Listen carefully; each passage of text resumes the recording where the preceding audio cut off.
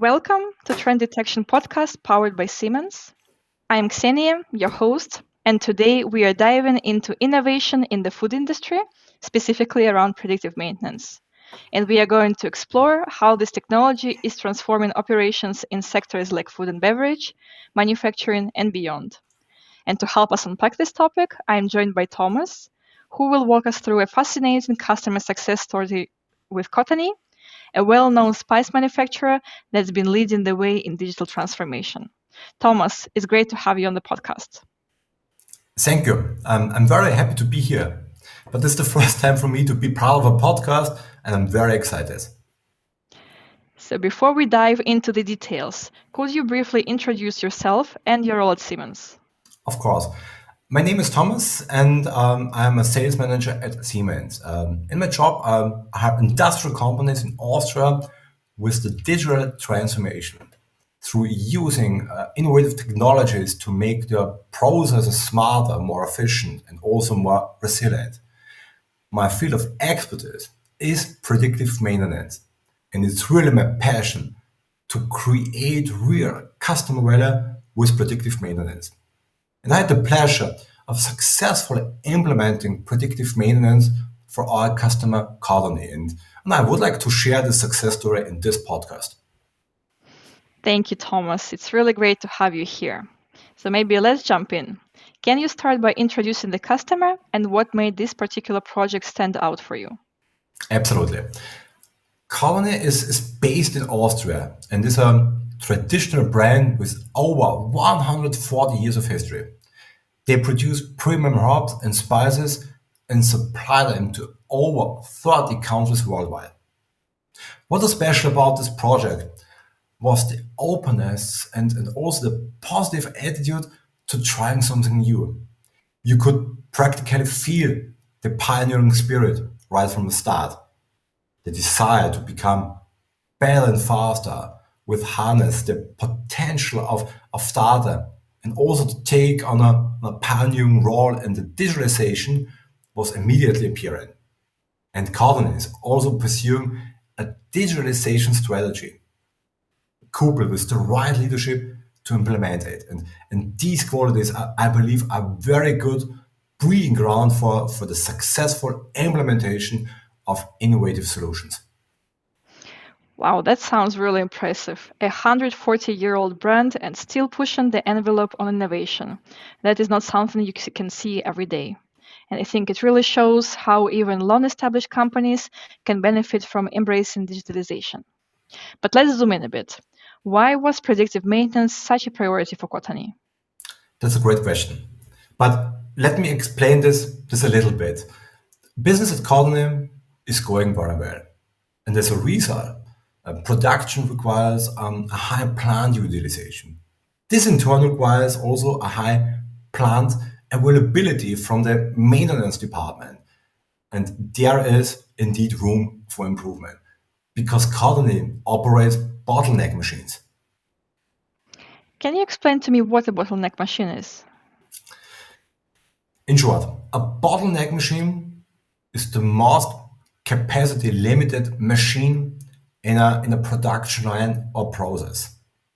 It determines the maximum speed at which the entire system can operate. That means any malfunction or a delay in a bottleneck machine has a direct impact on production. And that must be avoided at all costs. Unfortunately, one bottleneck machine at Kotányi is repeatedly affected by unplanned downtime. And predictive maintenance is, of course, an optimal level and also starting point for increasing the plant availability. And by adopting predictive maintenance, Kotányi could move from reactive to proactive maintenance, anticipating problems before they occur and make also better use of their resources. That actually makes a lot of sense. When operations depend so heavily on uptime, even small issues can create big ripple effects. So once Kotányi has identified that predictive maintenance could help, what made them choose Siemens as their partner for this journey?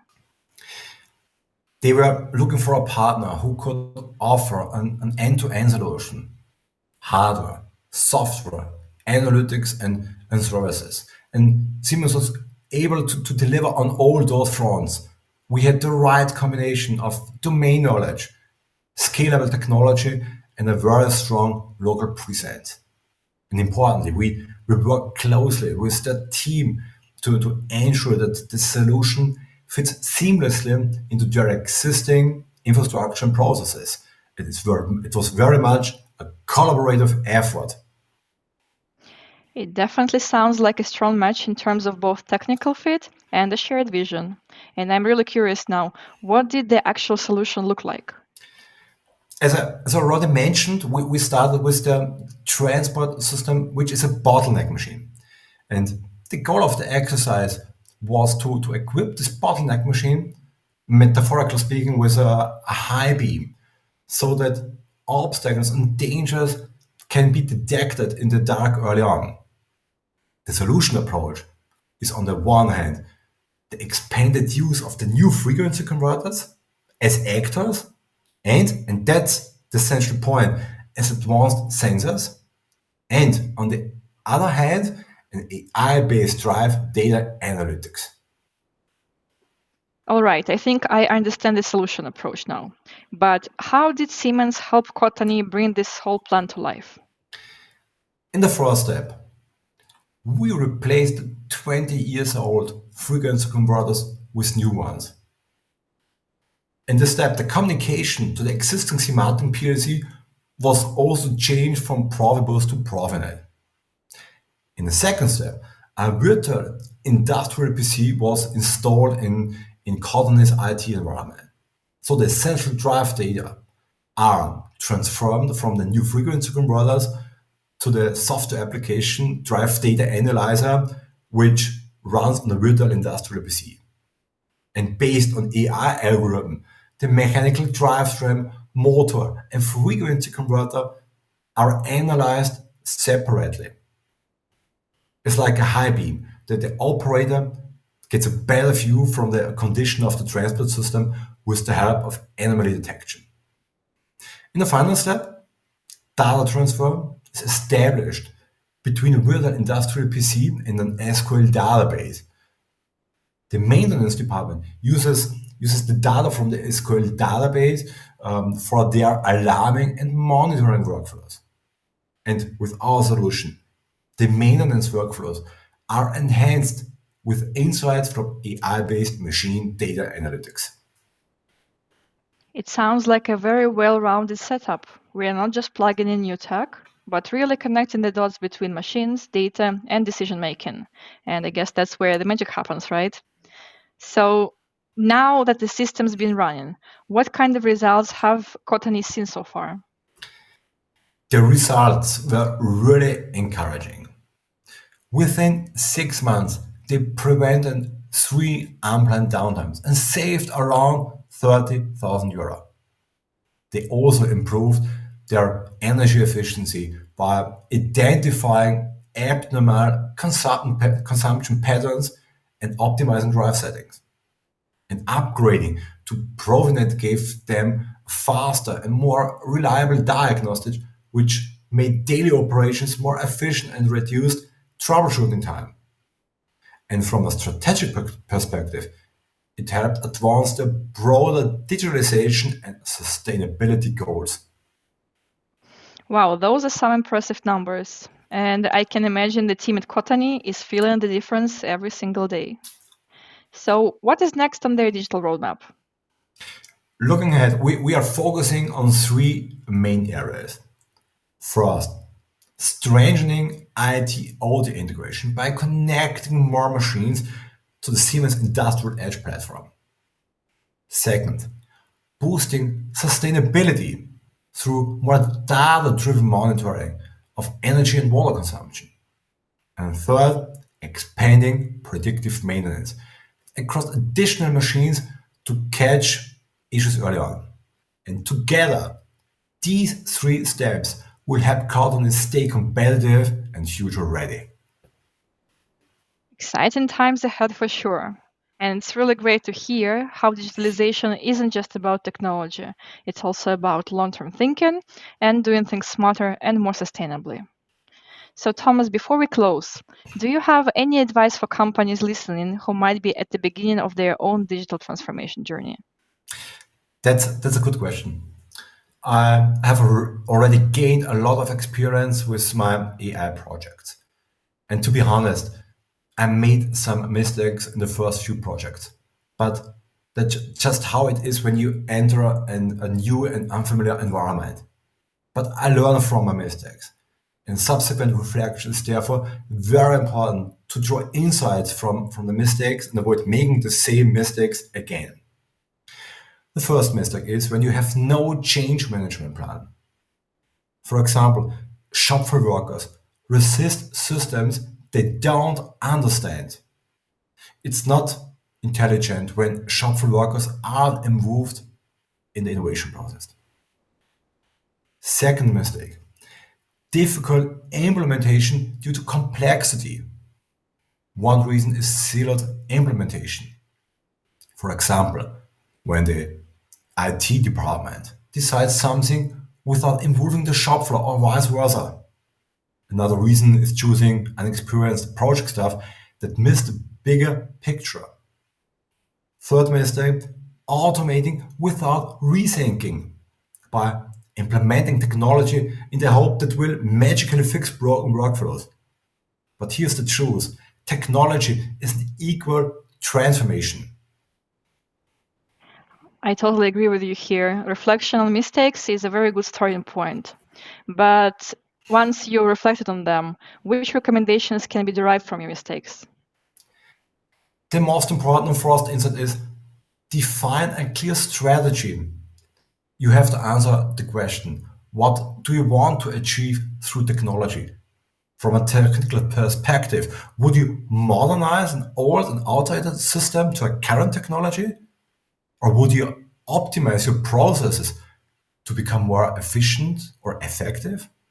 Or would you transform the business model as a whole? Without a clear strategy, it's really hard to set the right course. Second insight is you need leadership support and culture. Digital transformation starts at the top, but it needs everyone on board. And leaders must create a framework that fosters innovation. This framework should regulate leadership alignment, protected resources, budget, and culture. And when you lack the support from leadership, it is almost impossible to execute change management. Third insight, engage people in the innovation process. A high rate of participation of the shop floor workers would be a good indicator of innovation. Implementing technology is not the difficult part. Engaging people in the long term is the most difficult part. You must align this with your strategy. Fourth insight, redesign first and automate later. Don't let technology hype distract from the fundamentals. Process insight should lead and technology should follow. Don't just digitize. Rethink how things could work better. Fifth insight, stay agile, start small, learn fast, and adapt.